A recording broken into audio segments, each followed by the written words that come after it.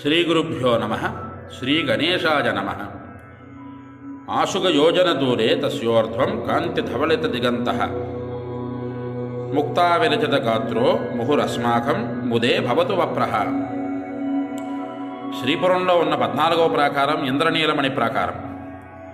దానికి పైభాగాన 7 యోజనాల దూరంలో తన కాంతితో దిక్కులను సైతం తెల్లగా మార్చగలిగేటంతటి శక్తి ఉన్న 15వ ప్రాకారం ముత్యాలతో నిర్మించబడి ఉంది.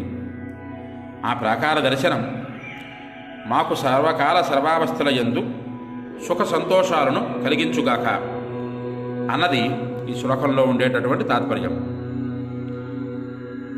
14వ ప్రాకారం ఇంద్రనీలమణి ప్రాకారం, అది జ్ఞానానికి సంకేతం.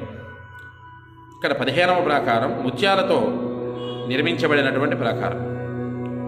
ఈ ముత్యాలు మన మనస్సును సర్వకాలముల యందు తెల్లగా ఎలాంటి మలినం లేనటువంటి మనస్సులని సూచించేటటువంటి ప్రాకారం ఈ 15వ ప్రాకారం.